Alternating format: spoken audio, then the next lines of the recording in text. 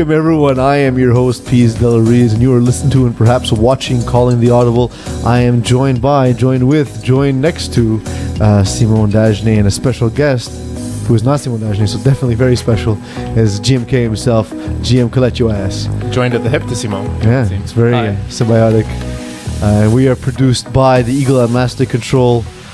Eagle, you got the Twitter handles on the screen? Yes, we do. So Awesome. we have at Peeze FPF. Oh my God, I'm trying to skip them because we have a lot to get to. All right, let's do it. Oh, let me do my job. Use YouTube Live to talk to us live or tweet us. Thank you. At Eagle FPF. And of course, the only one I will mention is at Eagle FPF because you can tweet us live. If not, you can tweet GM, who isn't normally here, so I'll let his Twitter handle out there at GM Cole 44. I thought we didn't have time for this, and now you're going over more than Eagle would have. Thank you, Oh my Jim. God, I hate all of you. You guys all make my job more I like him difficult. already. Strippers and Coke. That's our Awesome week. start. This is our week, and I am very candidly a Miami Dolphins fan. So I don't Poor know why. I feel bad for you. But everything about this is Miami. Not They even should put a statue of him, really. It's amazing. They should just put a statue of the Coke or the stripper.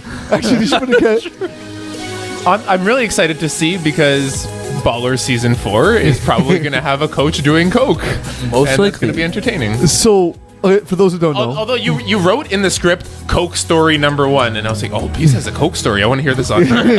well, Simon used to work at Coca-Cola. It could have been me. Yeah, it could have been your story. No, so essentially, for those who don't know, Craig Furster, I've been pronouncing her name wrong since he was hired by the Dolphins because he doesn't actually matter as a person.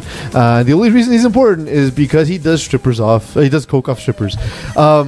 He hired a stripper by the name of Kiwana Whatever. Nish, sorry. He then sent a video to her where he was doing coke in the Miami Dolphins office.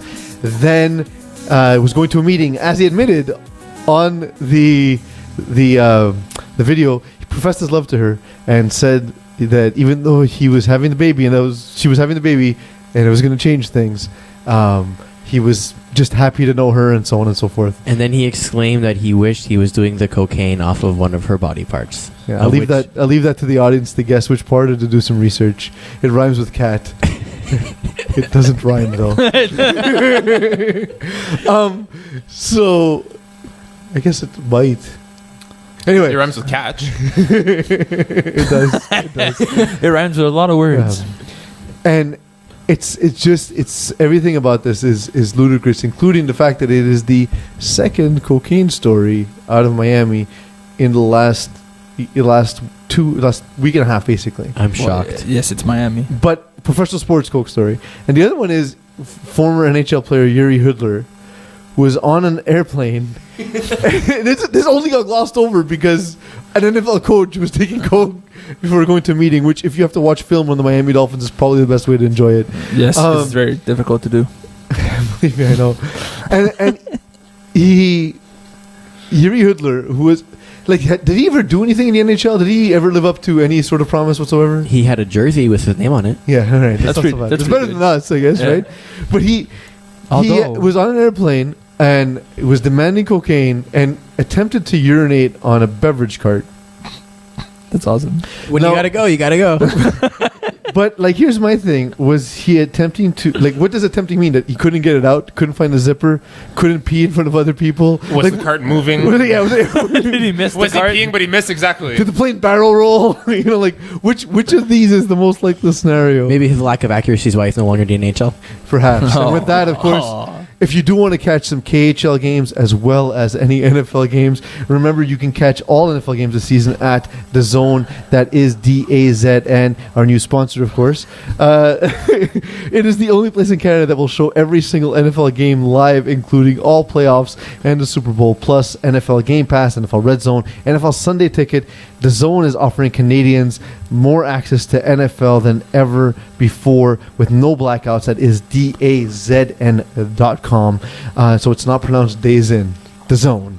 The Zone can be viewed at home or on the go on smartphones, smart TVs, tablets, and gaming consoles. Fans can watch their favorite teams, leagues, and players for an affordable monthly price of $20 a month or an annual subscription fee of $150. I actually just started watching Hard Knocks with the Buccaneers on it because Solid. It was on missed there? Yeah, it's Oh, on I there. haven't seen It's that. it's everything's on demand. You can watch preseason games all over again. Everything's there to stream on demand. Yeah, It's pretty awesome. So that is pretty cool. I gotta give them. I can credit. go back to when Chris Carson had hope for the Seahawks. or any of my fantasy teams because I was that smart guy who picked him up in the preseason on free Chris agency. Carson, Dalvin Cook, Yeah. David Johnson, all gone for me. Yeah, fun. It's fun. Brutal. Fun fantasy season. But again, everyone hates when people talk about their own fantasy team. So let's get into a different sort of fantasy. Guys thinking they're in the NFL. FPF. Freshie Superfoods took on the Braves, and the Braves finally looking a little bit more like themselves now that we're in the pool stage. They beat Freshie Superfoods 46-12. When did they not look like themselves? Well, they lost the game. The and past like 15 they lost games. a game? yeah, but they also, I mean, the scoring output hasn't been the same. They lost to basically Division 3 team. spring season. Spring The whole season, spring season. they were also in Division 1, which is different. But Urgence Medic are a little. I would put Urgence Medic as a Div 2 team rather than Div 3. fair, but they're not an experienced high division team. To be fair, and I'm with you. By the way, I've been banging the horn. Banging the horn. Yeah, the drum. Yeah. But like this is a Banging core. the I bang horn. everything, This GM. is a core that's seen 3 consecutive finals. Yeah, and with Jesse Dupuis, who has the highest winning percentage of any FPF quarterback, maybe other than Kevin Wyeth. You know what I mean? Yeah. Like Kevin he- loses games now. No, but dude, he has like an 80% win I know, percentage. that's It's what I'm saying. crazy. But I'm gonna ask. Okay, sorry, I'm not gonna ask this because Simon mentioned this in his notes, Did I? and it's of course the most Simon note of all time. He asks, "Is Gianni Satino overrated?" I know that players are rated. So do you It mean wasn't that? my note. Do you mean that he is worth more or less than his actual rating, or do you mean there's an outside body of people rating players based Well, on their well, aptitude, well- skills, and looks? Well, we have ratings now.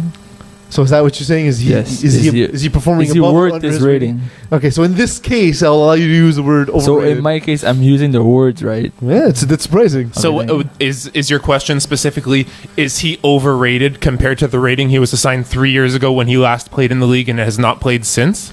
Correct. Yes. I think because Yes. it's not my question. So I mean that makes sense. Just to reiterate once again, he was assigned this rating 3 years ago, has Yes. not played since. Well, is he not here. overrated? Well, okay. For reference, his quarterback rating is 84.4, offensively 71.2, and defensively 60.7, with likely no change coming up. Spoiler, we know the ratings. So you don't. So essentially, he's a top tier Division 3 quarterback. And you just beat Based- yourself based on that rating. last week. Yeah. who we just praised for being better than expected. So QED, no, he's actually underrated compared to what's been assigned to Yo, him. Eagle, write a message to the algorithm. And That we it have to rated bump higher. up Jenny? No problem. Algorithm, by the way, is not a person, so I don't know how you'll send a message, but it'll be funny. Figure it out. Algorithm. You can email us thealgorithm@fpf.com. No one will answer it because it's not a person. Eagle, I want you to have a Dear Algorithm section next week. Dear algorithm? It's like Dear Abby, but better. Is Mike Pearson of the Braves the best two-way player that no one talks about because of how well-rounded Braves are across the field? No. We talk about that's him all a the loaded time. question. Well, no, but we talk about him a lot as a snapper, as a receiver, as a guy that As a guy that that can pick Jonathan sixes. Maher trusts. But yes, but I feel like a lot of times his contributions may not even be as big as a pick six or as an interception, but But he's they are always solid. on defense. I think that's almost exclusively like his contributions is that he'll do like very little, or he'll just like shut down one side of the field and not get thrown at for a little bit, and then like one pass will come his way and he'll have a pick six. But the thing So is, like there's his so stats few are like targets. 0, 0, 0, interception 1, touchdown 1. But if you watch, and I think Nice it's stats. like we all. I mean, you've played higher divisions, and Simone and I have covered Division A and B and 1 and 2 recently. And watching them play, a lot of times there's just no targets that go there. It's absolutely impressive. It's absolutely impressive. Joey Taylor threw to Mike Pearson as if he was his own receiver on the last play of the game. Great route Sort runner. of- That's probably why. Exactly. And like, it was at the point where we on Dance and Tams, we had the spread covered, and all we had to do was finish the drive and Joey run, take a sack, run. Oh, hi Mike. Right to him. Right to him. Well, in his defense, he was wide open. Yeah. He was not covered. Eagle, do we get an answer as to whether or not Mokan can swim? He cannot swim. So isn't it funny that there's a con pool? Yeah. And are the Braves by far the front runner and the best team in the con pool? Yes. It's not even close. Because Because they... so the other- analysis because will it's be- not even that we close. yes, because the other team that we expected that would be competing for that pool was Freshii and destroyed them. In one game sample size. Well, it's a collection of the 2 seeds, and we're talking about how they lost a close one to a Div 2/Div 3 team. But conceivably, when all the other 1 seeds got pooled together, there would be a strongest of the remaining 2 seeds, and it makes sense that it's Braves by far. And keep in mind, they can still finish first in that pool, but still play a team from first seed potentially, right? Because 5 is going to drop down to the second bowl grouping with 5 Still and 5 play to 8. top yeah. basically. So I mean, definitely, it's not the worst thing in the world to be the best seed here, and not necessarily the worst either. It's essentially a reseeding round anyway for most teams, because there are some teams that will not make it. GM Kolethras. Yes. You Of the Kolethras pool. correct. That's true. We all have a pool. All of us can swim. The thing is, I wanted to talk a little bit about yourself, because we take for granted that we all know you, and because we do, and but that most people will know you because you're perhaps the longest tenured FPF media representative at the moment, other than I Mokan. think definitely Mokan. I guess it depends what your definition is. Like you're but from the black and white era, the what I call the pre-Peeze era, the before Peeze well, era. I remember it. My involvement was sort of scattered at that point, but I remember it, and I've also like discussed the league with a lot of people, so I tend to retain that information of even before I came into the league. Yeah. So that's kind of helpful. But I think I subbed in 2011 on and off. I filled in for JP Mancini a couple times. I mean subbing in the media. Yeah, in the media. It all stemmed from Rob messaging me at like 4 o'clock saying, "Are you free at 7 o'clock to come record?" Alex Porras was missing 1 week. JP was missing another week, and it just from there. Rob asked me to send him. That's my phone. I'm sorry. It's okay. I've answered a call on this show before, so Yes, more than once. Why do I have no trouble believing that? you know I did. So and after that, Rob had asked me to send him a rating sample, and that's. You're like, where- hey, you have less mistakes than Peeze, so you're hired. He knew that before he even met I know, you. but That's he so knew. weird. He would know. We went to high school together, so he Okay. would know. So, but as for your tenure in the league, you are known for recruiting players, which is funny because your name is GM. You have how many championships now? 3. Shut up. And and the thing is, you've also It's okay. I also have 4 finals losses, which hurt even more than the 3 championships. yeah So yeah and They don't appear anywhere on your profile, though. exactly those don't It matter. doesn't say 3 for 7. It says 3. Yeah. Also, you've also made the finals more than most people will ever make the finals. And I've broadcasted the finals That's on true. the times you lost. That's true. With the rest of us, on a very, very sad day of the calendar for most of us. But what I like about working with you, Jim, and we've actually done podcasts, just myself and you, and we've written the same divisions in the past and so on. What I do like about working with you is that you retain information a lot better than I do, but also you're here in sort of the old era of FPF and new era of FPF.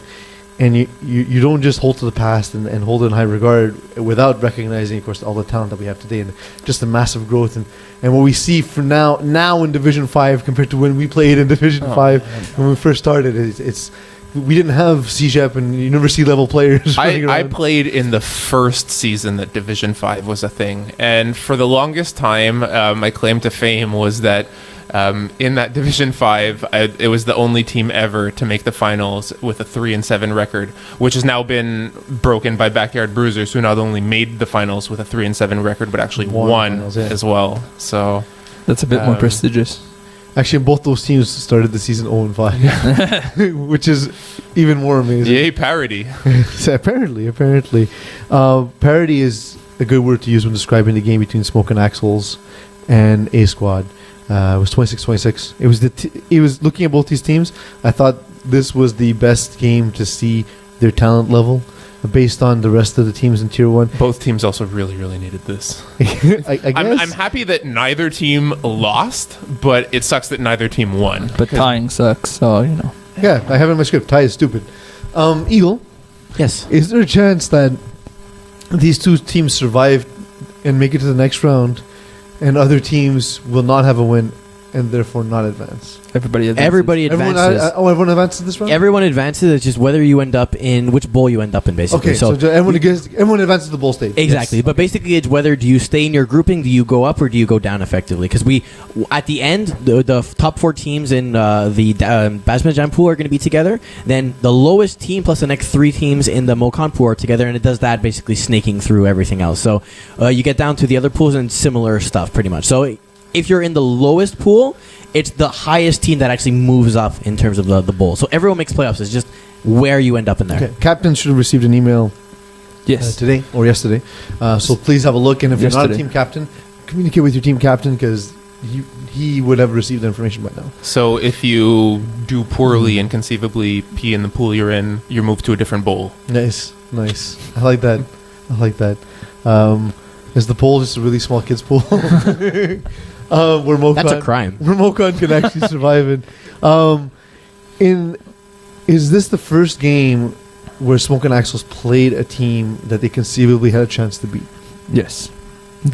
Because just as I was saying, you cut me off, as always. But it's also one of the first times they had their actual roster together. So yes. That also helps them. They were 6, weren't they? I remember seeing but they're that not a post big. as well. They're not. I think there's 6 or 7 total players. Yeah, but they were missing like Jordan and Jeff Jason. Brown was missing, I believe, as well in that game. They were missing a lot of guys in previous weeks. They played in Mary rounds. A few guys were injured. But by that argument, so have A Squad. Jakub Telemak played his first game this week. Well, that's the thing I want to ask. We said 2 weeks ago, do A Squad have a true number 1 receiver? And we were saying no. And we forgot, of course, Jakub Telemak is the guy on this team. Is he on the team or was he just subbing? No, I believe he's it's on the his team. team. He was just unable to make those games. I know because I hear Terry complain about it all the time. So, okay, but is Jakub, do you think, a true number 1 that can make a difference for A Squad in Tier 1? yes.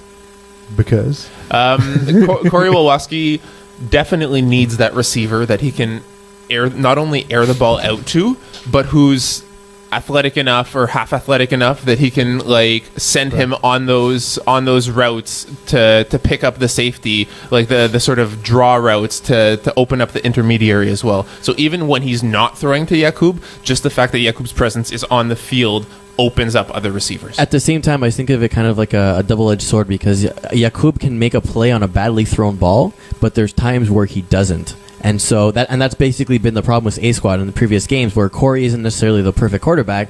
He'll throw a ball up and basically your receiver needs to help him out. And sometimes they just don't. And Jakub's that guy who is going to have that style. Too. Corey will throw the ball downfield. He's not a guy who keeps throwing 4-yard hooks and quick drags, and he wants to air the ball out. He's got a big arm. Yes, and I think that this all stems from the fact that A Squad are in the wrong tier.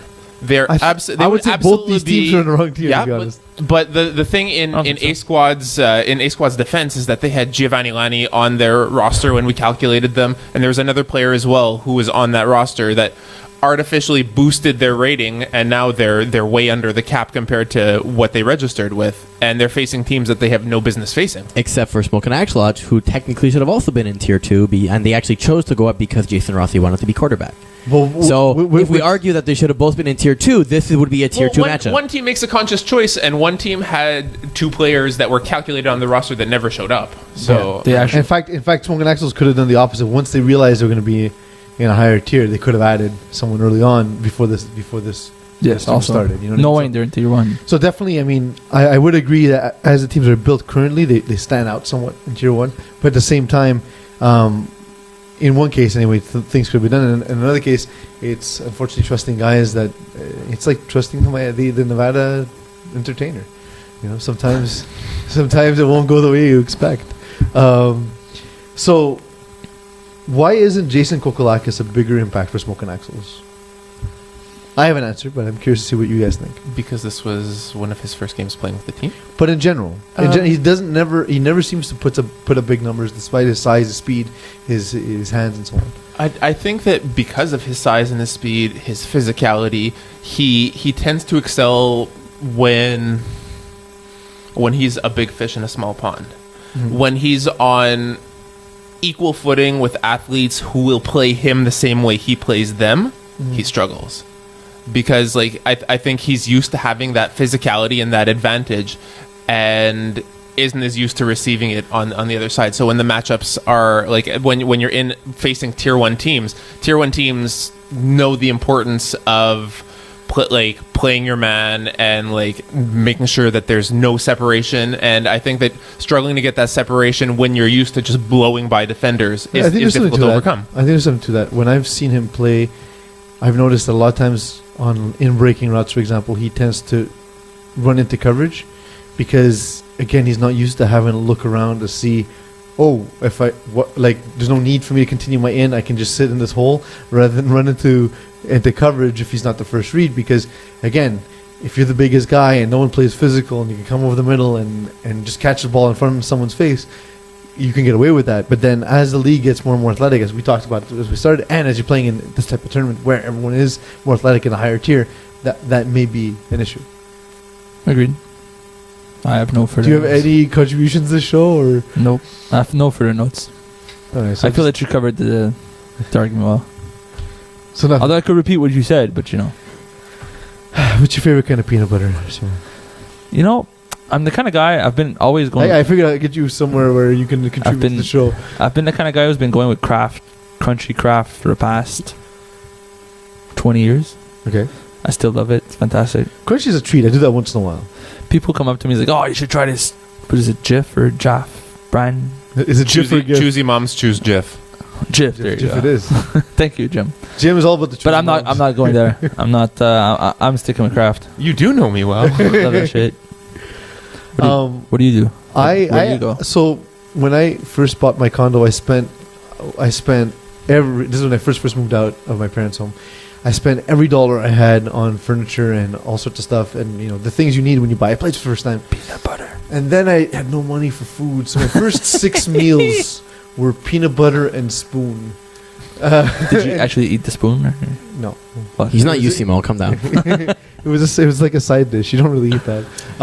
And so I actually to this day it's a snack I'll keep in my office in case I have nothing else. In case I really in case spends all his money. And it brings you back to a simpler time. Yeah. So I still have to keep a Kraft Smooth next there to you go. Next to you know they sell like Reese's peanut butter. Peanut butter. Yeah. I used to have to it's good for the occasional treat or less occasional diabetes. Yeah.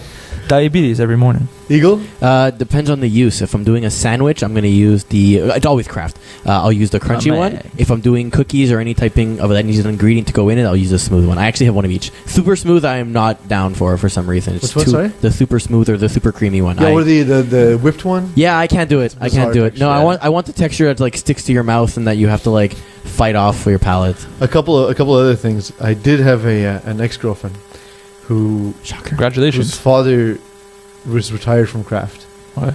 Who told me he for the rest of his life would never buy another Kraft product again. So that's a little terrifying.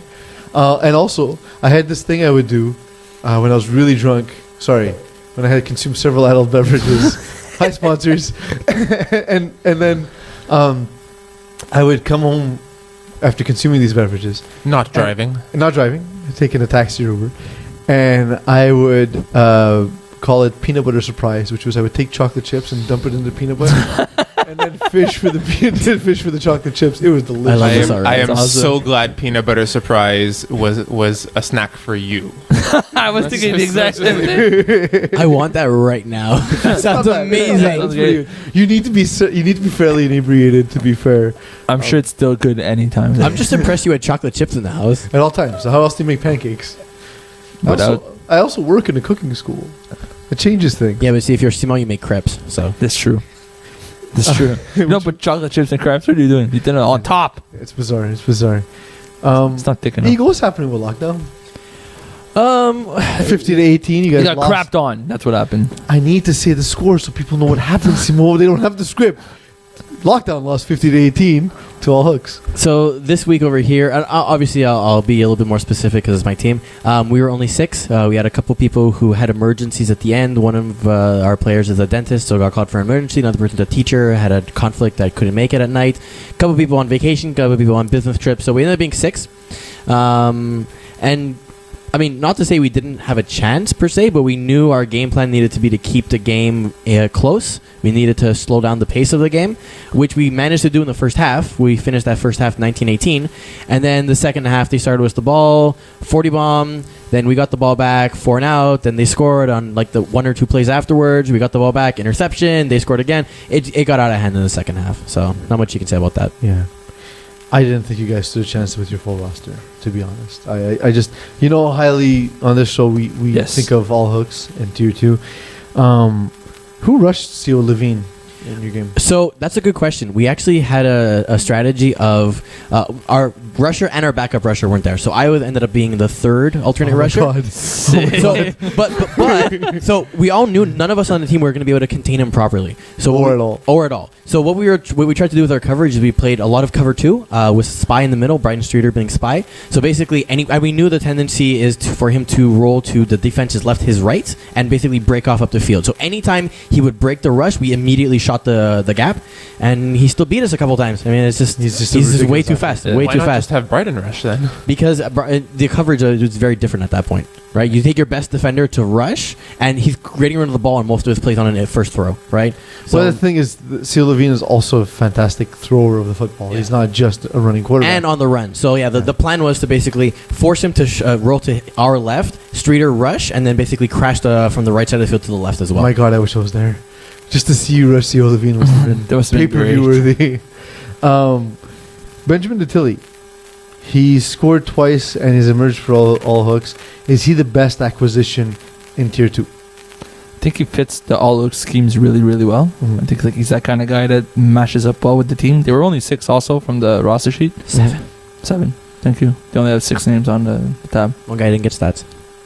Anyways, No jersey. the point. We call that the Kenton Low in tier 1. No catches and no tackles in 3 games. Something. That's why, I remember, I'd seen one of your games, and I was like, wow, Kenton Lowe's really going off. It's a good thing they added him this week. And Simon was like, no, he's been every week. Oh, okay. Look, I can't be in every game. Sorry, guys. But yeah, for Benjamin Detilly, he's been playing. I think it's just like the right acquisition for the team. He fits the way Levine plays quarterback well. Like he needs that kind of receiver, and he's just at the right place at the right time for them. I don't think he's the best player in tier 2. I just find he's the best fit for the team that he's in. Alex David had another huge game, 9 catches and Subbing as snapper, too, by the way. Subbing as snapper, so 9 catches and all those yards as snapper is very impressive. But what I've noticed about Alex David's game, Alex David's always been a refined route runner in great hands.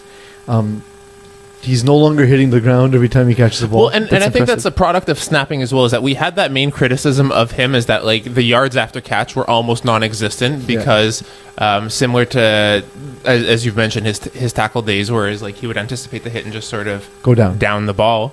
Being in the center position, he's able, with the routes that you tend to throw a center, he gets that separation much easier. He has a much clearer view of the whole field as well. Yeah. And I think it's much more beneficial to have him at a position like that. So we're But seeing even this. Having seen him play the slot position, his left slot position where he's most commonly playing, and on other teams and whatnot, he seems a lot faster to me. Last season, I started calling him the fastest mullet in FPF. And it's because not just he has a gloriously flowing mullet, but he seems to have gotten faster as he's gotten older, which is not common. Well, I think it's actually different than that. I think that his experience as a quarterback has helped his game as a receiver because now he sees the field in the other way where he knows they have time to make a cut. So it's not like beforehand he had to go to the ground because he was waiting for the getting hit in the back or whatever. But he knows, okay, I can make a catch. I can turn around and basically try and get some yak at this point, right? I don't need to make that pretty play on the ball to secure it. Let me just get it and go. That's fair.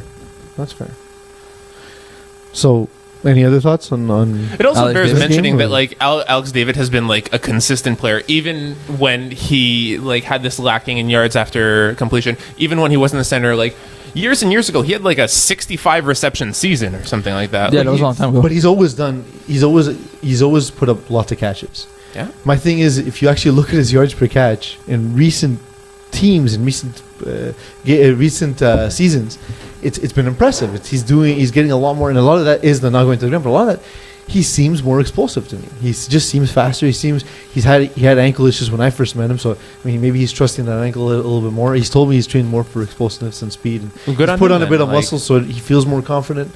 So a lot of that's helped, I believe. Also consistent is how often people get taxed in this country and province. So the We should federal move. government has decided to tax retail workers and add the discounts they spend in retail stores where they're paying GST and PST. Well, not just retails.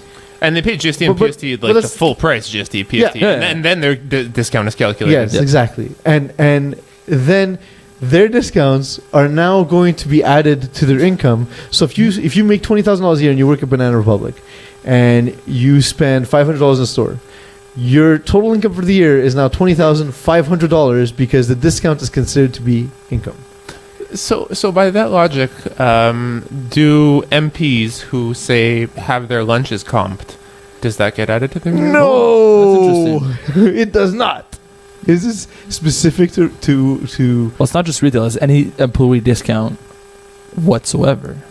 Okay, So let's say you're like, but these are commercial. That is discounts, that not is government. that No. is purchased and reported upon. but I'm saying like, let's say I you're like that cough. That's you're pretty a good. professional Tickle my throat. sports athlete and whatever. Let's say you're a snowboarder. Mhm. You can't snowboard during the summer, so most of these people work at places like Burton, whatever, just to make a little bit of money on the side, and they do it because they don't pay for their. You're painting a very pretty picture. Or even better than that, if you're a CFL player, yeah. I worked at TD when John Cornish, who was like the lead running back for the Calgary Stampeders, also had to subsidize his income by working at TD. Well, that's not where I was going with the story, but anyways. But it is. Yeah, It but is. no, It's no, but that I mean, you like, need- yeah, you. But he it's doesn't not get the discounts money. at TD. You though. get the discount of the stuff that you actually use, Yeah. and you make that job worth it for you because you just saved $10,000 on the equipment that you would use during the winter. Except now. Except now it's not worth it anymore. So all these guys that were kind of brand ambassadors for the stores that they used to work for are not anymore because there's no point. I'm not gonna get. It's not Well, worth it. For You're me still anymore. not But- going to pay $10,000 for the equipment. You're going to get it for arguably 50% If- minus discounts and blah, blah, blah. if you're- whatever it then is, be right? taxed on it, Yes. But that's Well, it gets included in your income, and then you pay income tax on it, which is crazy. which is different than paying tax on it in the same way, right? It's not 15% of but it. it's also not income. I agree. and it targets people who don't make a lot of money. I also Yeah. agree. It's it targets the wrong. this people. is definitely the wrong bracket to be taxing. And by that, like we just talked about, like you don't get employee discounts at TD, but would you then tax someone on the preferred mortgage rate they get? On the point. account Yeah, fees that's a that good you're no point. longer paying, like it's so then again you're still once again taxing people for the most part that work in retail who make less money than other professions. and they where you already still get- hit their lives to begin with. Yeah. like Yeah. And I mean, I think I there's feel still. like people should everyone should work retail at least once to get a better understanding of Oh, man. how to deal I with will- people I and how will to never do empathize. that. No. I'm too awkward. That's why you don't empathize. Well, I do. I'm being empathetic right now.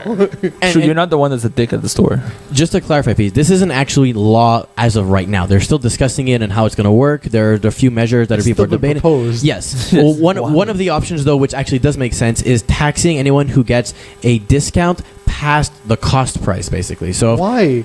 The reason why it's beyond the cost price for the most part is because the inventory is so large they can't possibly move all of what they have. So it saves them from having to sell it to secondary markets, and it allows the employees who don't make a lot of money to be able to use their products. but I'm talking about actual cost of manufacturing, for example, not sale Yeah. price. Well, So, what does it matter? Why should the government have any say? It should because matter. basically at that point you're dumping your stock onto your employees for a Yes. little bit of cash. That's okay. And they're saying you should be taxed on that because you're But getting why a- is the but that's store not okay. taxed? Why is the employee Yeah. taxed for getting a good That's rate? okay. If it tax the store for dumping I- and don't. tax I the think people. that this was passed or proposed a little bit too quickly, and they're starting to get trigger happy on Yeah. it.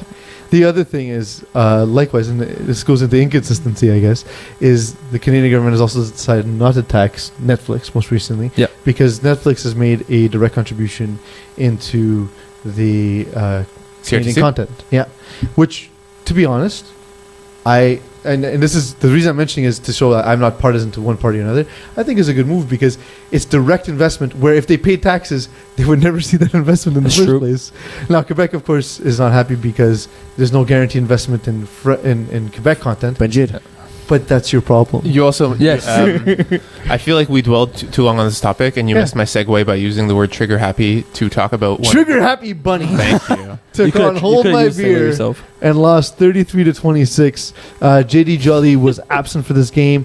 Is he a bigger loss for the THB offense or defense? So funny story about JD Jetty. The reason he was absent is because he Here's didn't a know funny story. he didn't know the game was on Monday. He thought it was on Tuesday. That's not funny.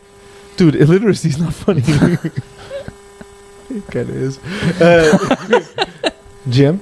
Can you answer my Is there a question? question? Is he a bigger loss on offense or defense for this team? Yes. Cool. I would even. I leaned more because I looked at the score sheet for this, and the first thing that came into my mind was I didn't even realize at the time that JD Jelly was missing.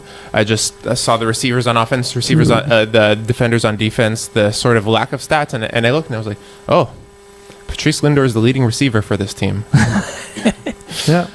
Patrice. So yes, he JD Jelly's absence in my mind would be more significant on offense, where he contributes. He has that sort of chemistry, and he's much more deserving of that title.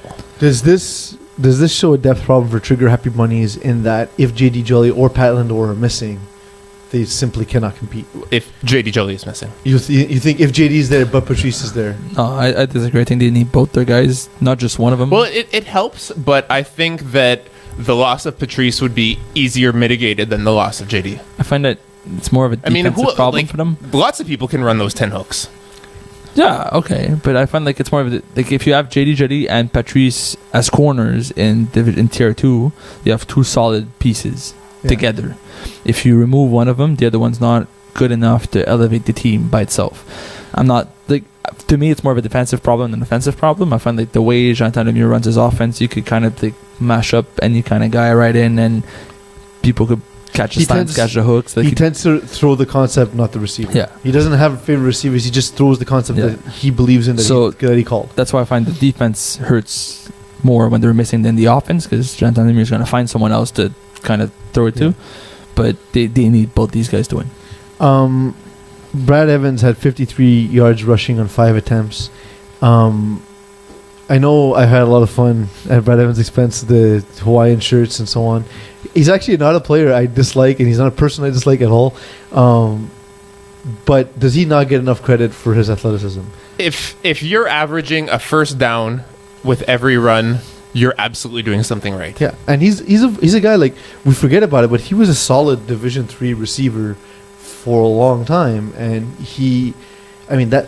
it takes something to get open as you move up in the higher divisions. It takes either your ability to understand defenses, or in his case, the ability to just break open once in a while and just beat a guy once in a while, and we saw that in this game. I find that it's he tends to run only when the rusher makes a mistake, not so much to tell this auto, okay, I'm running this play and nobody does anything. It kind of comes as somebody makes a mistake, or the rusher misses, or he makes a little move to get open, to get a pass. But he's good enough to exploit and cause those mistakes. Exactly. Yeah. So and I think that's the higher division experience too, that he sees the open field and now he knows I have time, I have space to run. Well, it's not only that he sees the open field, he creates the open field as his playbook, right? He sends guys to either deep routes or sidelines, and then it's the Red Sea in the middle. You can just run through it. Yeah.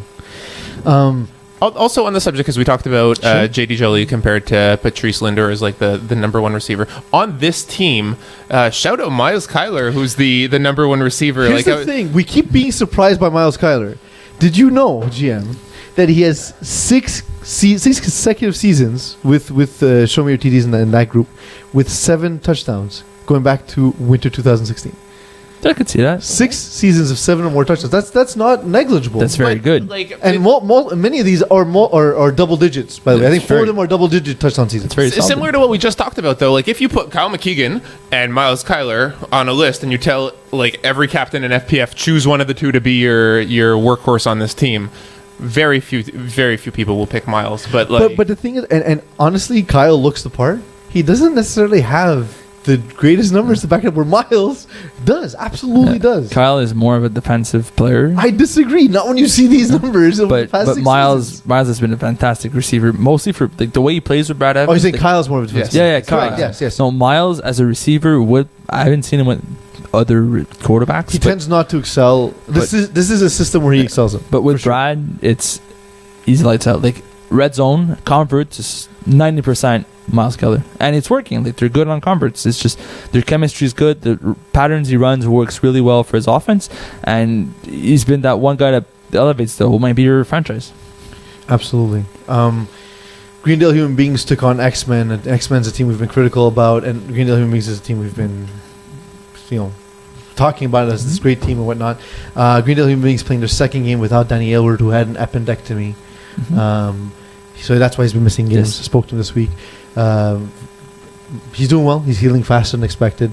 I was talking to him, and it's specifically something that affects me. My grandfather died before I was born from an appendix infection. So happy that he got it treated. Happy he's doing well. So we spoke a little while, and hopefully he'll be out soon. Yep. In the meantime, can Greendale Human Beings realistically win games, not only with Brandon Aylward at quarterback, but then also not a receiver? I don't honestly, in the pool that they're in, because the way they won all the games before and they're in a higher seeding, I don't think so. I think it's a bit too high for them without Danny and Brandon as a receiver. If they would have had a different quarterback and still have Brandon playing both ways, it could help them. But they're trying something out. They have to figure it out, and because of how they were seeded, it's difficult for them. For sure. But otherwise, if they would have been in a lower pool, maybe. And Guadalajara Nidham has been great over the past 2 weeks. Despite our questions, X-Men are still undefeated. We from the first week we were saying, but X-Men, they're ranked too high. They shouldn't be the number one team in tier 2. But they still lost the game. Where does this criticism stem from? Well, the fact that he was injured and hadn't played in a while? But the first couple of games they didn't beat. They hadn't beaten the spread, and they won without looking amazing. But that could be Swimmin' Islands missing large parts of last season, being unhealthy parts of last season, needing time to get his rhythm back and feeling confident. I know, because dealing with injuries all the time. Coming back from injury, it takes a while to earn the confidence in your body and your leg, especially when it's a lower body leg injury. It takes a while for you to feel like, oh no, I do feel okay. I can step into this throw. I can make this play. And so we're seeing that now. Especially considering the sort of run and gun offense that Garama Sumidaran tends to employ. He has those those crossing under routes. I think he's one of the only quarterbacks who successfulully employs plays where a slot will pass under a center, like before the snap. It's very weird to without see getting interference in the rushing call. So they have these timing patterns and these crossing routes, and they execute them very well. And I think that when he's not at 100%, the offense as a whole suffers. But by that, when he's at full strength, with his mind and the body to back it up, he excels really well with what he's given. Is Kevin Bustani underutilized on this X-Men offense? He has 3 pick sixes. Offense. On the offense. Okay. Yes. He's by that logic, the offense spends less time on the field because he's scoring on defense. That's also fair. But they also go out a lot. Like, it's a lot of turnover and downs from what I noticed. It's not so much that they only scored 31 points. If you get a lot of pick sixes, that means you only have 3 or 4 passing touchdowns. It's not a lot in FPF. Okay. Grant, so I'm not sure. Sorry, I'm actually not making fun of you. I don't know where yes, he's your point is. underutilized. Because the offense is not, they're not scoring. He's not going for 250 yards passing every game. They're not throwing past the field. They struggle at times. And Kevin could be that guy that allows them not to struggle so much anymore. He's very good in traffic. He's very good in open space. He's fast. He opens up the playbook for Gotama. You should use him more. Yeah, but I would say he doesn't need to open up the playbook. Yeah, by that logic, he would be underutilized if Gotama was passing for 250 yards, but all these receptions are going to Dan Farag, Dave Myron. If that were the case, or he's passing for this amount of yards and Kevin's not being touched on offense, and to your point, yes, he's being underutilized. Gotama did go 15 of 16 in this game. So, I mean, there weren't a ton of passing attempts to go around. There weren't a lot of targets to go around. And that's it. Wade Williams had 5 receptions, and then Bustani and Banks had 3 each, right? Yeah. So, sure, Williams got a little bit more of the ball this game, but the other guys aren't that far off if you think about it, right? 20% of the completions, that's a good distribution for 5 receivers. That's very even. Math is not your forte. That actually even 5 people, that's 20%. That's That's very even. Yeah, man, it's boring. Also, 5 people, 20% each. That's exactly. I legitimately. That's what I glazed just over. said. That's what I said. I said it's very even, and you said Matt's not my forte. Nobody cares. So, GM, I saw a picture on Facebook. I need to ask you about this. Were you in a wedding party with your ex-girlfriend this past weekend? Yeah, I saw that too. How was that? I have a similar story as well, but I'll let you tell yours first. Look, She's not listening. Tell us the truth. you never know, right? I'll send it a link You're no longer forcing her to listen. It's okay. That's also true, but like it's hard to sort of cast aside like a third of your life, Of course. basically. Yes. So I always, whether or not she's happy to see me, I always tend to greet her as like an old friend, and I try to extend the olive branch as much as possible, and then that way it's not on me anymore. You're a good person. I do good things. I wouldn't say I'm a good person. Okay. Yeah. He masks all the terrible things he does. That's a good deed.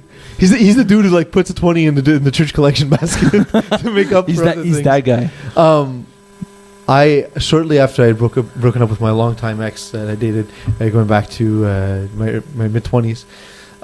Jesus, can't believe I said that because that's 10 years ago now. You're almost turning to 40 soon. No, so. 35. Relax. So what happens is I was at this one of my best friend's wedding, and I wasn't in the wedding party because her maid of honor was my ex-girlfriend, which is fine. I had no problem with that. Whatever. So I was at the wedding, and at one point, I realized, well, my ex, the maid of honor, is not there, and my date looks up and sees her coming down because it's an outdoor wedding. Sees her coming down the side of the golf course and says, "Hey, isn't that your ex-girlfriend?" And so she interrupted the entire ceremony to then join the ceremony because she was part of the ceremony, and then looked super embarrassed and guilty in every picture of the wedding later on.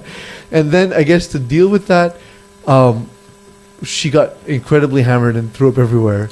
She consumed alcoholic adult beverages. Yes. Schadenfreude, Yes. right there. And so, and required the people running the facilities to call in the caretaker. yeah, to clean all the vomit. I love how we're trying to make it like PG, and it's just she puked everywhere. Dude, it was like The Exorcist. And so, but the best thing is people who know my father and they'll often say that he's the king of one-liners. So he calls me the next morning, having already spoken to my brother, and said, "So you're at the wedding yesterday with the maid of dishonor." So I truly did appreciate that. Ducks in somewhat of a dishonorable performance against Farmers. They lost 40-12. Nick Bello was on the Farmers. What's his impact on a player? Does he fit this team better than Jonathan Legault? No. Because Jonathan Legault is such a playmaker for Farmers, offensively, defensively. I think he might just not have been there. They picked up Nicolas Bello because they needed somebody. He's not quite the player Jonathan Legault is, but he's probably better than most of the guys they could have picked up, or he's a very good piece to replace with. Oh, your sentence. That was the end of your sentence. I mean, I'm waiting for either the sentence to finish or for you to jump in. Okay, so is Nick Bello as good a player as Jonathan Legault? No, absolutely not. But is he a good fit for this team? Yes. I think that Nick's sort of understanding of how the league has worked, what it takes to be successful on it, like what it takes to make successful teams, what causes teams to be unsuccessful, is really what the Farmers needed. Considering like they've had talent, like they've had Corey Greenaway on their roster where they couldn't utilize him to even like a fifth of his potential. He's still there. So. Case in point, He didn't even know he was there because he's not even being used. He still plays. That's kind of that's worth mentioning, is that like you need someone who has more of an understanding of what's successful in this league and how to implement it on your team, because no two teams will be successful doing the exact same thing. So it seems that leadership role allows him to tweak what the Farmers already do well and minimize their errors. Yeah, but I thought we fixed those loopholes. I was going to say, are we sure, given Billow's history of not understanding and perhaps understanding but cheating, how the cap works? Are we sure the Farmers fit the cap for this game? I actually checked. They did. Yes. I'm sure it was the first thing everyone checked this morning. We double checked, but But yes, and all jokes aside, like we have our fun with Nick Willow because of he's done things. They like were that. way under cap for this game, by the way. Like bringing Max Giroux for a playoff game against Checkmate, who wasn't on the roster all season long. But but we've had our fun at our expense of Nick Willow. But So much salt. he's a much better player than he does get credit for, to be honest. So Peeze is very salty, but I now know, like, I empathize because when you go 10-0 and then you lose opening round, it haunts you. Well, we also had, honestly, to be fair, it was a combination of they were actually a better team than expected. Max Giroux on a team or not, they were a better team than expected, and we were decimated by injuries. So I mean, it's yeah. But anyway, this doesn't matter. It's a story for another time. For the 30. No, it's a story for every time because you tell it every season. Exactly. Well, but it's important to give context. Not everyone's been around every season.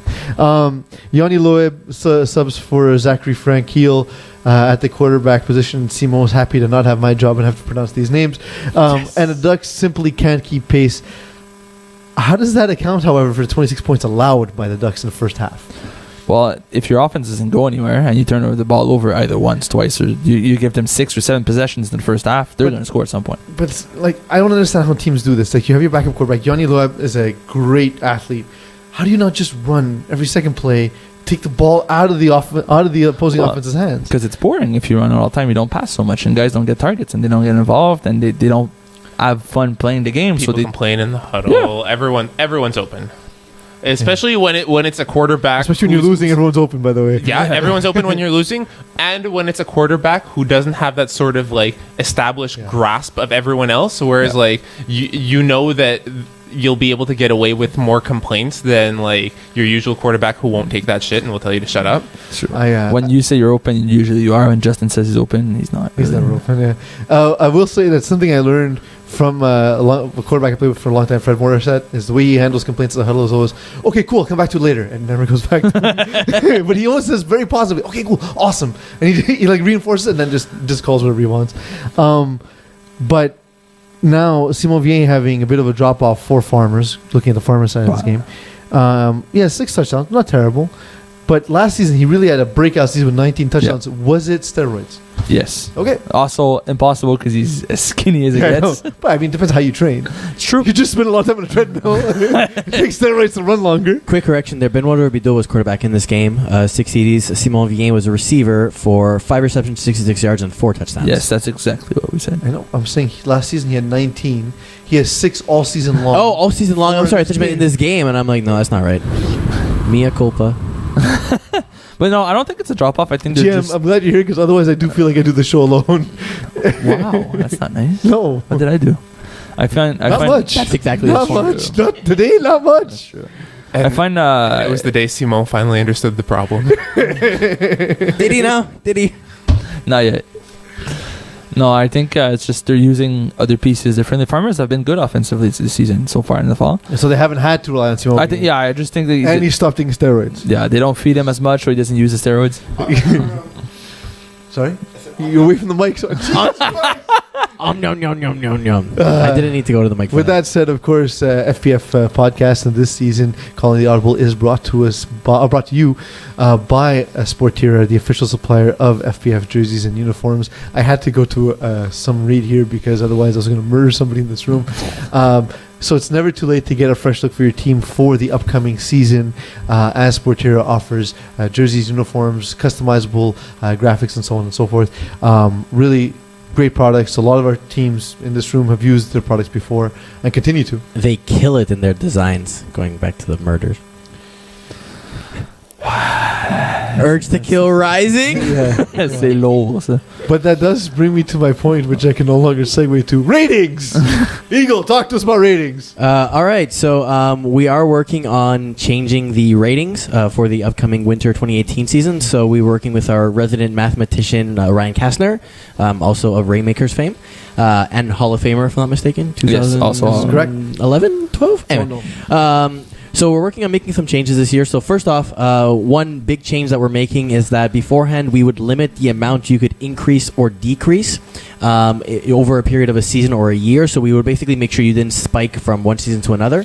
So we're still keeping that for the average player, but we've made some changes such that you can increase or decrease at a faster or lower or kind of a faster pace in a way, such that if you perform well season over season, we're going to shoot you up the chain a little bit faster to get you in the proper space. So you can't just in some cases, for example, build a team around you and maybe one or two other people and bring in brand new players every single year and dominate in a lower division because you're unstoppable in that particular level. So we're going to shoot you up. We've also made changes to brand new players, such that if you play 2 seasons or less, you don't have a max cap. So you can go from a 55 to an 80 in one season potentially. We call that the Jared Taylor. Yeah. And so we basically are having that included. And then the last thing we've done is on defense specifically, we had the ability to compare you as a kind of a squad of defense, because sometimes we had the examples where Teddy Fournette or Teddy Island as it was called, right? He wouldn't get any stats, and therefore technically he would be lower rated than everyone else.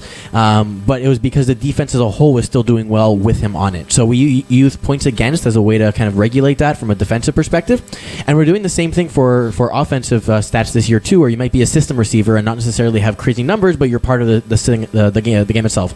So what we're doing on that is we're comparing team wins as a common factor for the entire team. So as a unit, if you've done well, you're also going to rise through the rankings much quicker instead of kind of just having a guy kind of fall behind in terms of the bump of everyone else. So that's the overview of what's going on. So these ratings are going to go live probably within a week or two. We'll publish them officially. There's also a broadcast that's going to be coming up from Lance Daniel with Ryan Kastner, an interview style mockumentary, I guess, that's going to explain all this. Well, is it mocking anything? Because it's lighthearted. Yeah.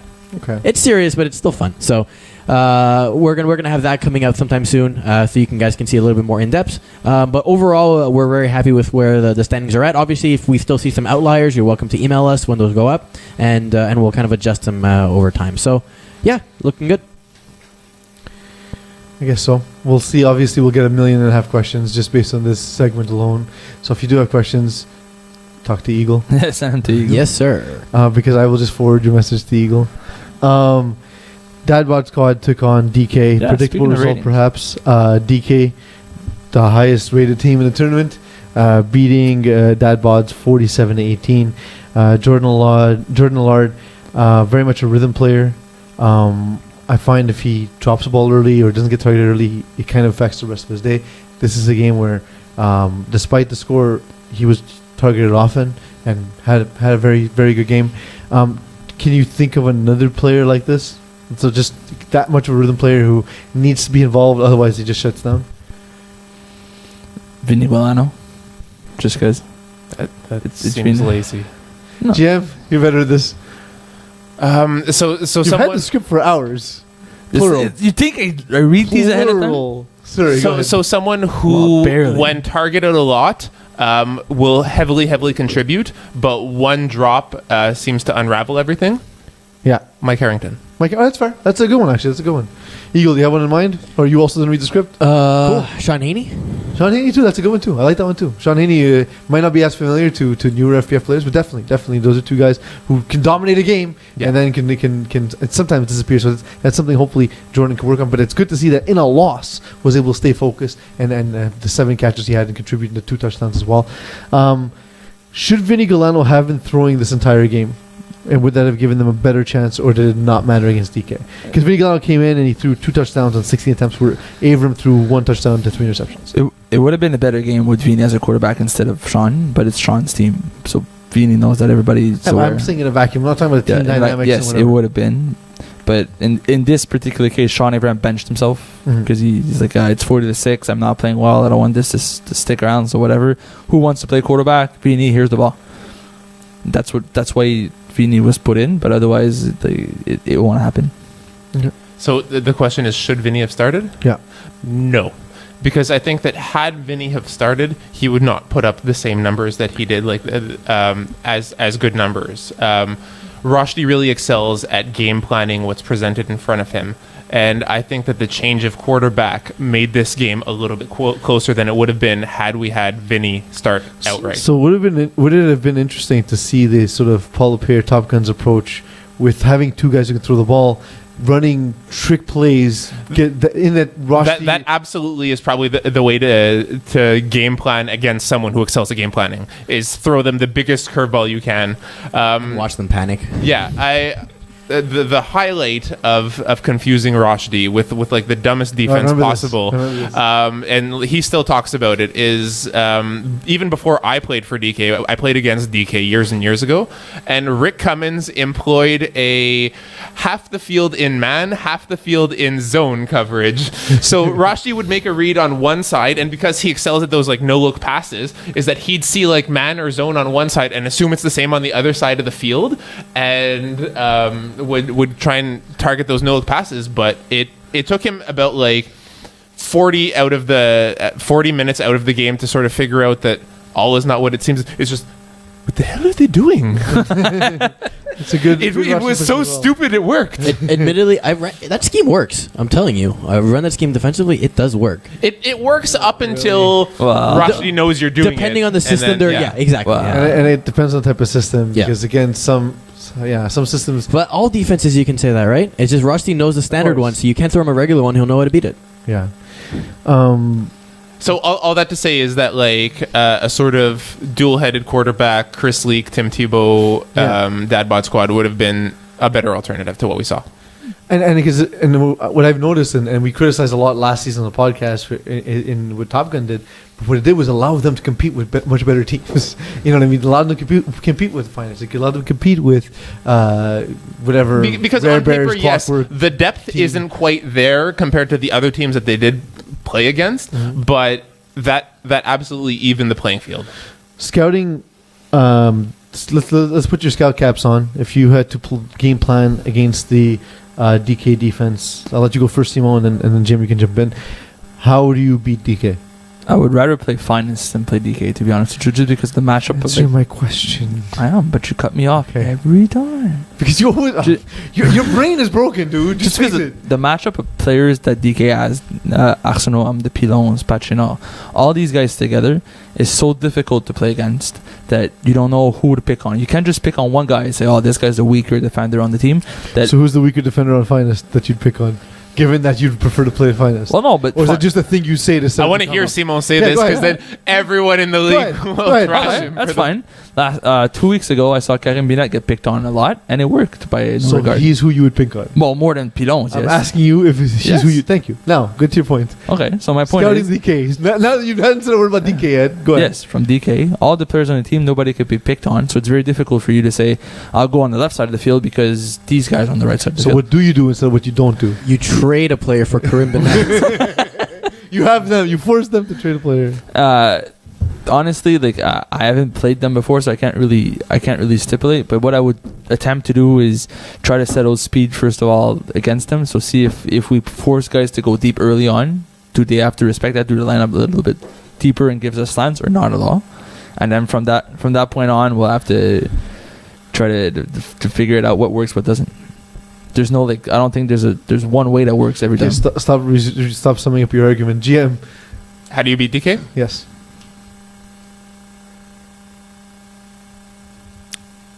Check for heart rate. No. I'm waiting 20 seconds for the play clock to go down. 10 seconds.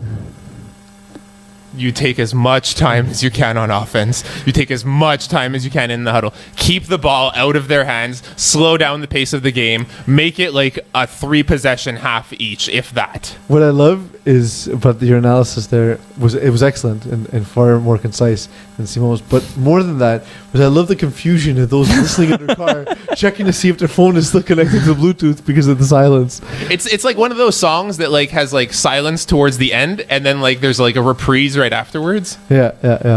Definitely. Is tea overrated? Yes. No. This is your thing. Well, no, it's not. No, this is It's Eagles. I wouldn't come up with Who these is things. rating hot and cold beverages? Is there a committee of ratings for beverages? No, but this came from so my girlfriend used to drink a lot of coffee, and now she's trying to cut back. So we're getting Why? tea Is she instead trying to because lessen the enjoyment she of goes life? through 8 to 10 Keurig cups a day. Well, that's So just it's expensive. Also that. So she's trying out tea and everything. So it's like, okay, there's like a gin thing and turmeric one or all the special ones. Oh, they smell great, and then you taste them and you're like, this is just water, and it's awful. It's really awful. Yeah. And coffee's also just water, and it tastes that's what I was amazing. about to say. Like, But coffee's you also know, there's a water. culinary explanation for that, right? Yeah, but I don't want. One is I don't want a steeped, one's logical brewed. explanation. I want a subjective one driven by anger and emotion. Simone, GM. anger and emotion? I prefer coffee. No, I actually drink tea like once a day, but I still prefer coffee. It's just I can't settle myself down to have 5 cups of coffee per day. Why do I feel like this wasn't the question that was asked? It never is. I don't know if you've noticed. That's also a dynamic here. of the show. The commission took on Diablos, and I got a text immediately from François Martin to say another surprise in quotations win for Diablos. Is it really a surprise if he predicts himself to win? Is it also really a surprise if you have He always predicts himself. He's never surprised. Sorry, Jim. Is it also really a surprise if you take like an already good team and add a CIS caliber DB to that team? Yeah, that's fair. And the fact that Also, commission- Div 1, like he's played FPF before, which helps a lot new players. Okay, so guys, there's an audience. Sorry. Who? So we're for those listening at home who Thank you. don't quite follow, we're talking about Samuel Drapeau, Université de Montréal Carabin defensive back, perennial Div 2 player, and probably Ridiculous athlete. pickup of the tournament. In my opinion, It's fair. Yeah. So yes, when you add someone of that ilk, And yes, I would take him over Benoit Rabadou. well, no, that wasn't the addition. It was No, but because we mentioned of one of the other possible like pickups of the tournament. that was for tier 2 though. Yeah. Okay. So yes, and tier 1, tier one's pickup of the tier 1's tournament. pick up the off-season move of the year. The commission though are also a team that, despite having won a championship, they did that with Sean Avram at quarterback. Much different team. And it's a different team, but more than anything else, it's a team that the quarterback position has been not quite settled, as has long been the history of the commission. Jean Lucie, however, had probably his best game of the cup, throwing 5 touchdowns, still not enough to win. Are you surprised that the commission defense couldn't slow down Diablos? Yeah, I expected him to play you well. You know, François Martin, I've played against him. He likes the deep throws a lot, so I was expecting the commission to just take that away and force him to grind the field. And from what we could see from the score sheet, that did not happen. So I expected the commission to keep it closer, and they did not. Okay. More surprising. Guys, it's the first time GM's here, so we're a little rusty. More surprising, GM, the success of Diablo's roster or François Martin running for 22 yards? François Martin running for 22 yards. I feel like he's been watching many Tennessee games and is trying to employ that just as successfully. Hopefully he doesn't get hurt as well. But I think he's someone who... You don't mean the Tennessee Volunteers? No, I mean the Because Tennessee they're Titans. awful. Okay. As long as if he's able to pick up yardage like that, I think, especially considering most rushers will come at him not expecting him to be at 100 mobile miles an hour. at all. Yeah. So I think that even if you break off on one run a game, just that from a perspective of the rusher who will then take a little bit more time coming in at him, it allows him time to open up those deep throws that he likes to make so much. So it's a win-win for him. The in this game specifically, Wiseman and Drapeau combined for 0 touchdowns, yet Diablos came back to win. Does this show sort of a maturity in François Martin's game, or just was this completely related to game flow? I feel like, well, they had Alex Noel for one of the first times in the tournament to play with them. He was a very big weapon for them in the spring season. He got 2 touchdowns, 2 of the 5 touchdowns.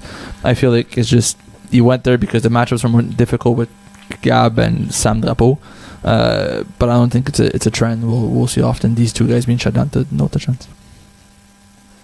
Do we know stats on whether they got any extra points? Because really, that was the main factor in this game, right? Well, yes. Will we know soon whether extra points were attributed to players or not? Is that a segue or that's just a That's question? a question. We're working on it. Well, I know that Sam Drapeau got the pick on the last play of the game.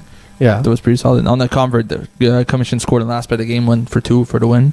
And Sam Drapeau got the interception. Are you a Donkey Kong dude or a Super Mario dude? I'm a Donkey Kong dude 100%. Yeah? Yeah, not playing- even ashamed to say that. I love Donkey Kong. I was playing that with Natalia the other day, and she liked it more than Mario because Mario, she feels, even though we're both trying to defeat Bowser, she feels that because we're going one at a time, she feels like She's not involved. she knows that we're playing against each other. Oh. Whereas Donkey Kong, we're both on the screen at the same time, so she feels it's less competitive, so she enjoys it.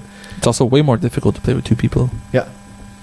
Jim? I feel I don't know because Mario wasn't always after Bowser. At one point, Mario was rescuing Princess Peach from Donkey Kong. If you're old enough to remember that. Also fair. He was a villain. It's true. He was a villain to start with because he's a giant goddamn gorilla. What do you prefer, though, Jim? And it was a mistranslation where instead of Donkey Kong, it was supposed to be Monkey Kong. Oh yeah, awesome. Yeah, because the fact that his name is Donkey doesn't make any sense. and no one questioned it ever. All right, it was more a priority to wonder why he's wearing a tie over why. But why is he wearing a tie? Is he going to his job? Is he coming back from his job? Does he work in an office? Who hires a monkey named Donkey? He counts bananas all day. He's an accountant. That's fair. Well, he's also very angry all the time, so they're coming back from his job. Because he's an accountant. He was supposed to be the star of the movie Falling Down, which no one remembers. Jim. I've seen Falling Down. It's awesome, right? Michael Douglas. I know. It's a great movie. Yeah. Preferred game, though. This is the hard-hitting journalism. Mario? Yep. Eagle? Because when you get tired of platforming Mario, he's game to drive around. He'll play a couple of rounds of golf with you. He's down for a tennis match. He has a party, dude. Yeah, it's all about the party. I'm gonna go with DK on this one. Because they're the best ranked team in the tournament. Yes. I'm afraid that this is going to have to end in deadlock because I do choose Mario as well. Simo, what's your up? top 5 players make plays. Yes. Although this week is 3 people, not 5. You're very happy it's shorter. I know. Yeah, you know what? Actually, you know what? Yes, correct. I'm happy that there's less. From that perspective, you're happy with this. All right. So number 3, it's a guy nobody talks about much. It's a guy from No Name. So when you say just No so Name, people know, this is the top 3 players making plays that you saw. yes. So people can be making ridiculous one-hand catches. But I didn't see them, so they don't matter. All right, cool. Okay.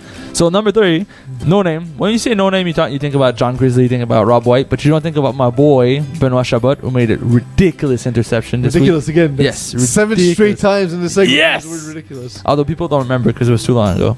People don't remember what happened yesterday, Peeze. So you could see it on Game of the Week actually. If you scroll like late in the second half, you could see his interception in the end zone. It's a great game. Spoilers. It's not a great game. It still was a game of the week. So that was my number 3. It's not Number 2. meritocracy. Number 2 came from somebody that hasn't played in FPF in a while. And when I say his name, like, I know that guy. But What's his name? Antonio Lani. Yeah, I know that guy. Kind of everybody knows him. He's a very nice player, but in recent years he hasn't been as dominant as he used to be. He came back for his first game probably of the year and made a one-hand interception off of the deflection, scooped it off the ground. It was pretty impressive. A lot of people didn't believe it happened. Neither did I, because I was scorekeeping the other game, so I turned around, saw it, kind of. It was very impressive. Is he still wearing his concussion helmet? Yes! Is it impressive or is it ridiculous? It was impressive. Right. I'm trying to mix things up a little bit. Learning adjectives? Antonio Lani making an interception is impressive. Leonardo Lani making an interception off of a bad snap off of a QB's foot is ridiculous. Yes, I saw that. I remember. It's my that bad part. snap. There you go. It's ridiculous. And number 1, it's Carl Denis. Some people might remember him. He hasn't been playing FPF recently. Yeah, I know that guy. He subbed for Top Guns this week. And Paul threw an interception to Jordan McLaren. Yes. Threw an interception to Jordan McLaren on the convert.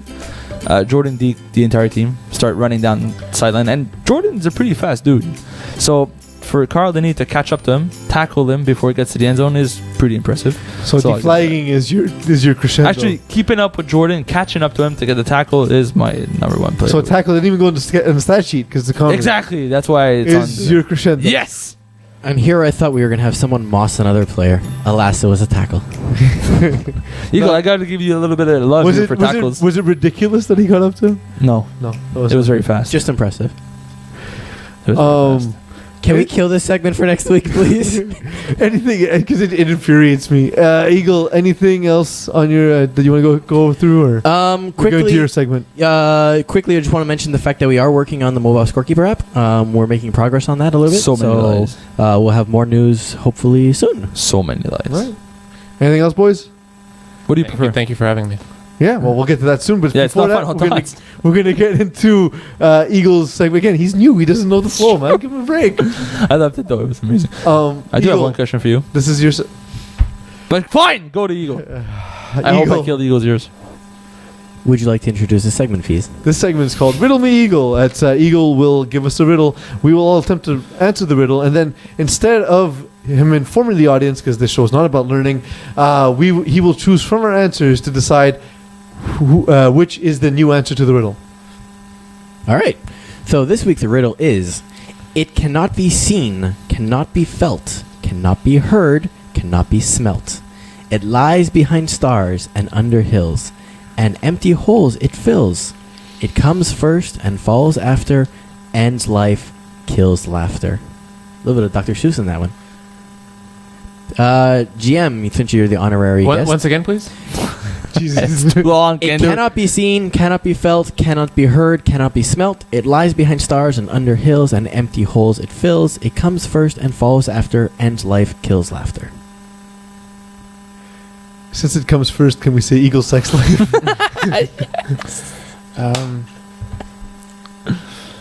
The answer? I don't know. You don't need the actual answer. Just give me something. Well, what kills laughter is like explaining the joke. So, like the answer, I don't know. Okay. Simo? Fear. Okay. Peeze? The crap you find behind a KFC at the end of closing. Yeah, I gotta go with that one. Now we know. That's the answer to the riddle, of solid. course. What kills fear? Whatever's behind the KFC at close of business. Final thoughts, tacos or pizza? Oh, that has to be my Yeah, final thought. I I had a final thought this week. I know, but I stole it from you. Final thought. That wasn't my final thoughts. Final thoughts related to food. Tim Hortons is having a buffalo sauce latte in Buffalo. Would you really want to have buffalo sauce lattes? I don't. GM, final thoughts.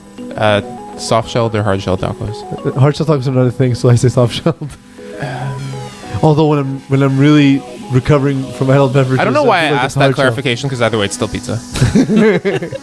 What is this taco pizza? I was just gonna say, can you put a taco in a pizza or a pizza in a taco? Yes. Yeah. Could You you? roll it up, have a pizza taco calzone. Yeah, I would call on the taco. Yeah. Yeah. So it's like a double. It's like a taco in a giant taco. At that point. Can I use the taco shell to make a fajita? I mean, I guess so. Can we have pizza now? Am I going for one? Going for two? I'm going to go for one. It is time, of course, for the registrations for FPF Junior. It's right around the corner. Please let people you know. If you have children, register them. It's a great time. If you don't, if you know people that have children, let them know. It's guys. It's a great product. It's absolutely a great time. GM and I have coached in FPF. We coached together. It's fun. I have watched minors surpass me as a player. Yeah, by far. It's not even close. Simo helps in the organization of it, and thank God it actually goes well. So God forbid. And in Simo's defense, there are weeks where it's because of Simo things go well. So I will give him credit there. That's nice. I wish you put the same effort into the show. I was asked not to. That said, like I said, it's absolutely awesome. It's great to see. For me, it was one of the most fulfilling experience I've ever had to coach in FPF Junior. So It's great. All around, it's flawless. Everybody loves it. The experience is great for the kids. Try it. You don't got much to lose. You can register a whole team this year. absolutely, Yes, both being an individual. just like you can in FPF. So. Thank you, Simo. Thank you, GM, for filling in today. Thank you. I say fill in because Simo did nothing. And thank you, Eagle, for the work you've done today. But most of all, thank you all for letting me be myself.